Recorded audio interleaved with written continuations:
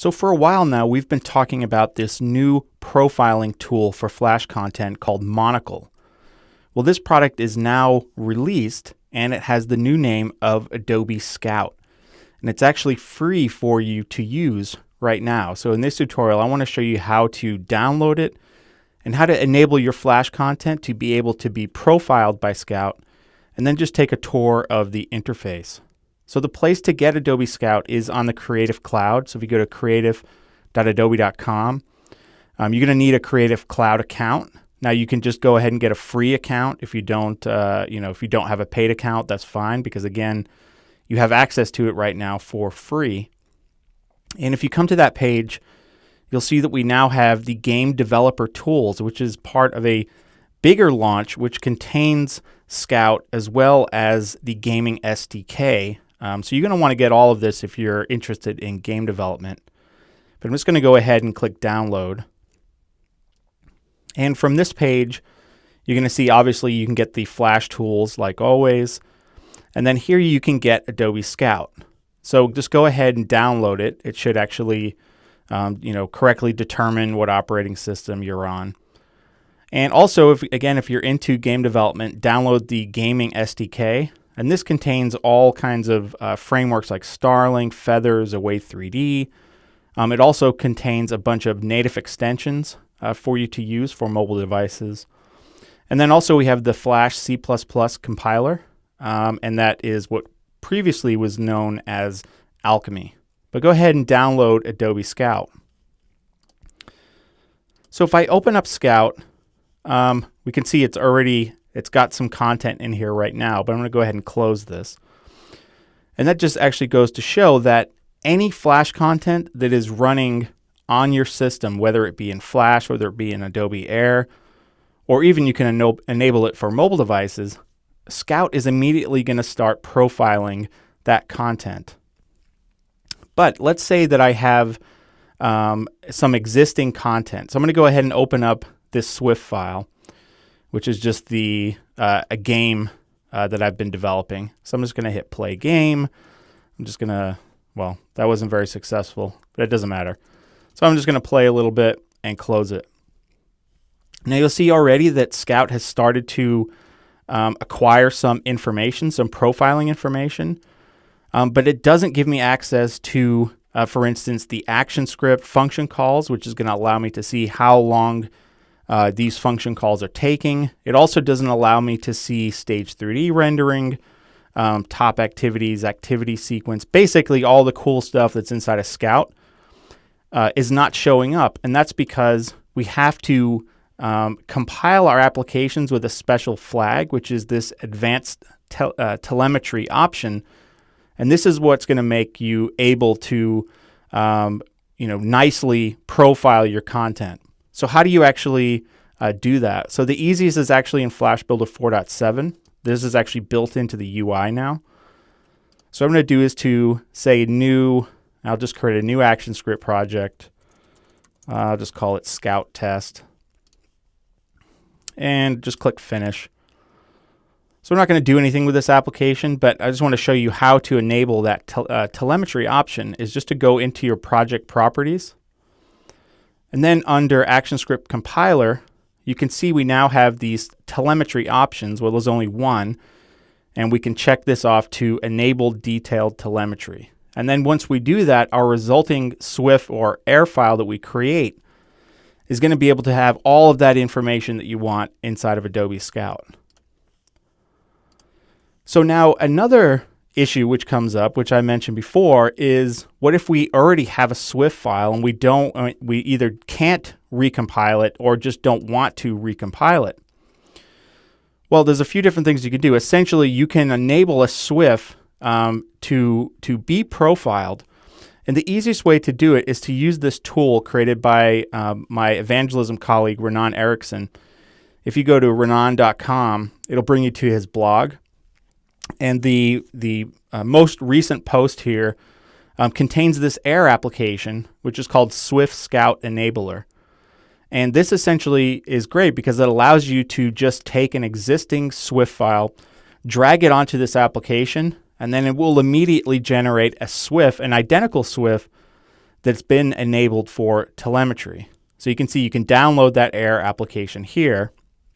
And I just want to show you how you actually use that. So I'm going to launch it up. And here's the application. And again, very simple. I have this Starling ship Swift on my desktop. And you can see we have a couple of options. It's going to create a new file with _scout added to the file name. You can customize that. And if your Swift has a password, you can put it in here. But all I'm going to do is just to drag it onto my app. And immediately what's happened here on my desktop is I now have this new Swift file called Starling ship _scout, which again is enabled now for telemetry. So very easy to either to enable on new projects or to take existing Swifts and enable it.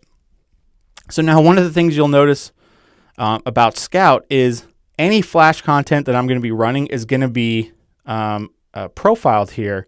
So what I'm going to do here is I'm just going to say file close all just so we get back to the beginning. Okay, so when we this left-hand panel here, this basically is setting up which information do we want to sample for or do we want to capture when we profile. So by the default, we have the ActionScript sampler, which again is going to tell you how long your function calls are taking, and you can tell which function calls are taking the most time, so you can look into it and figure out where bottlenecks might appear. And also we can do CPU usage, and you can see on each of these it has an overhead message, whether it's low, medium, or high, and that's based on how much this is actually going to affect your running Flash application. So we can see if we want to track Stage 3D recording, which is going to give us all of the low-level GPU calls that are being made, and also allow us to visually play back our session. That's going to be an overhead of high, but I want to see that information, so I'm going to check this off. So again, you want to set up your, specifically on what you want to profile for. Now I'm going to go ahead and close this panel. And now we're actually ready to start profiling.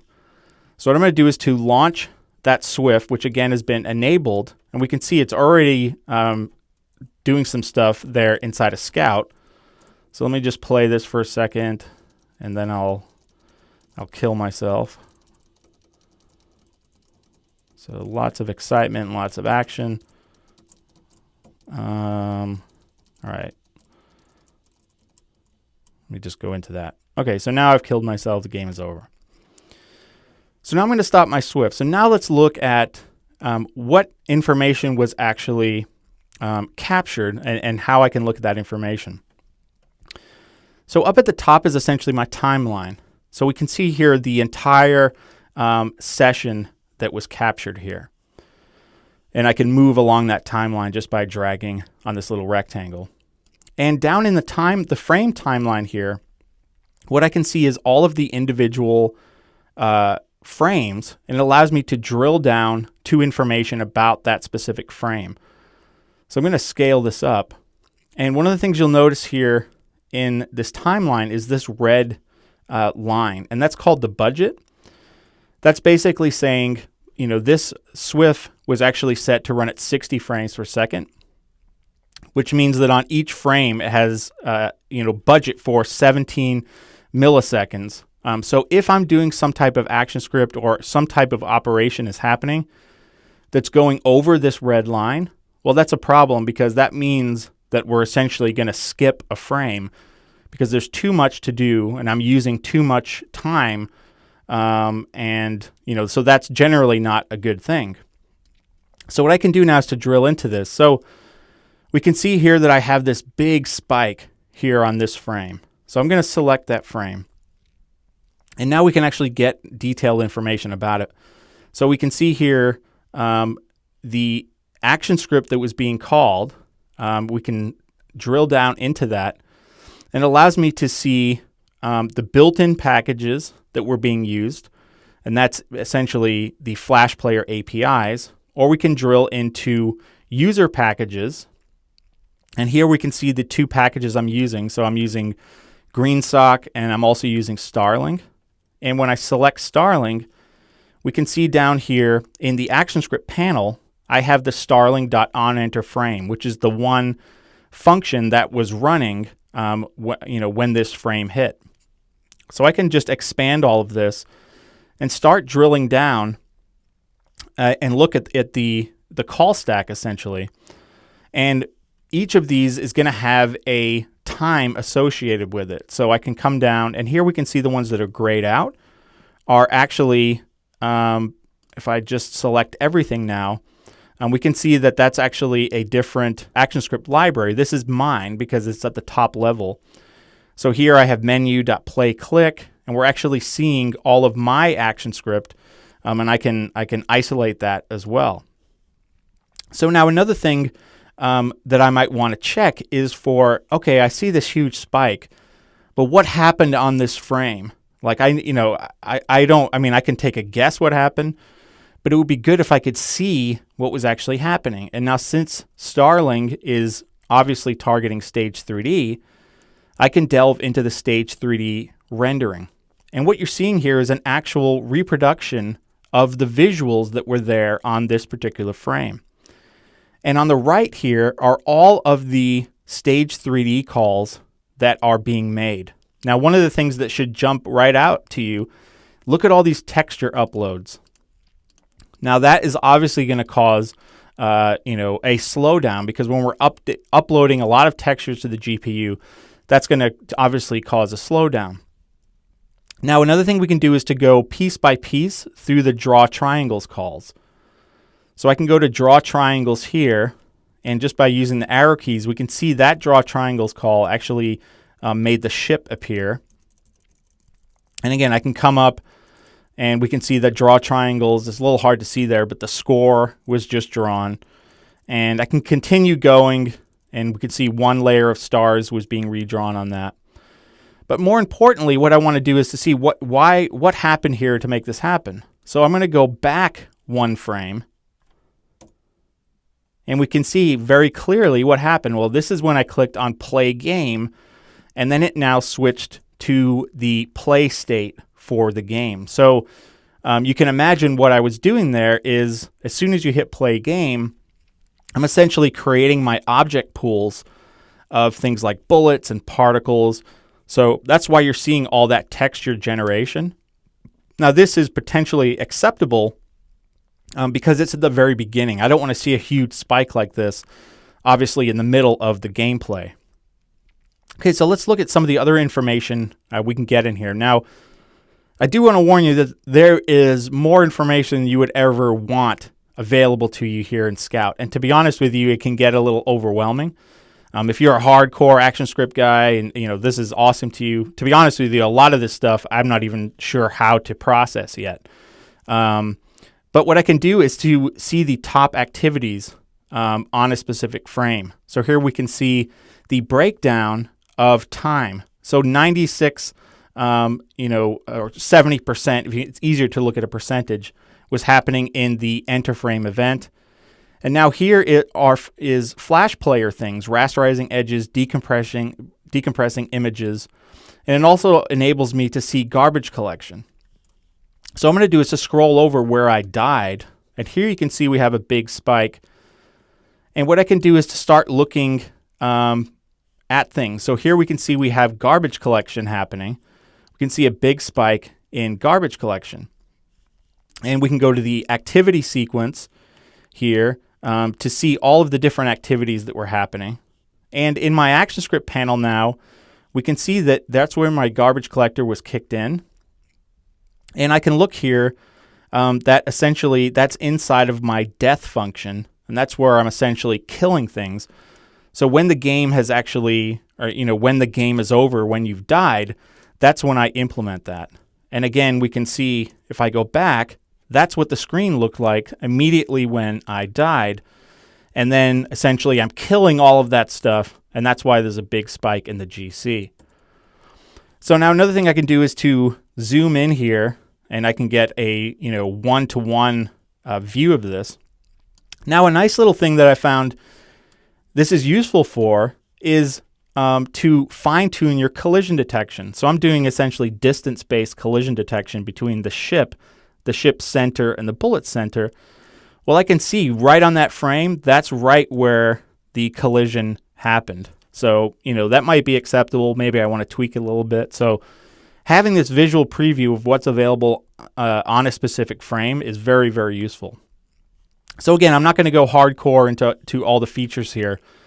I did want to also point out that if you're doing a regular display list project, you're going to see things like the hotspots for events and essentially the dirty rectangles that are needing to be rendered when you're using your application. So up here in the timeline, we can also see memory. So here we have a breakdown of memory over time. So here you can see we have a spike in memory, and I can drill down into where's that memory coming from. So we have ActionScript objects, we have bitmaps, bitmap display objects, and it's just amazing we can drill down to this much detail. And I can see over the course of my application, spikes in memory, and even if I have a memory leak, because obviously I'm going to see it going up and up and up throughout my session. We can also check GPU memory as well. So we can see that the amount of textures that I have here, and things like that, index buffers, vertex buffers. And over here we can track GPU memory over time. And a really interesting thing is we can track events over time. So from this, I can actually get, if we hover over this, I can see when mouse events were happening. So I can see here that the mouse move event, for some reason, was being handled here. I have keyboard events, so I can scroll over, and here's all of the keyboard events. And this is obviously maybe when I'm moving the ship, or when I'm actually, firing a bullet. We can see network events, timer events, rendering events. Obviously, there's going to be one on every frame. And we can also get trace events. And we'll see traces happen here in this trace log. So again, it's going to take you a little bit of time to get up to speed with all these features, but it's really a good problem to have, is that there's just so much good information here that allows you to drill down and to see where your performance bottlenecks are. Now, all of this is cool, being able to run it in a Swift and an Air application, but even cooler than that is this all works on mobile devices as well. So if you have an Android device or an iOS device that you're deploying to, you can actually be, let's say, on your iPad interacting with your game, and all of that information is coming over through Wi-Fi into Scout. So you can actually profile it running on your device.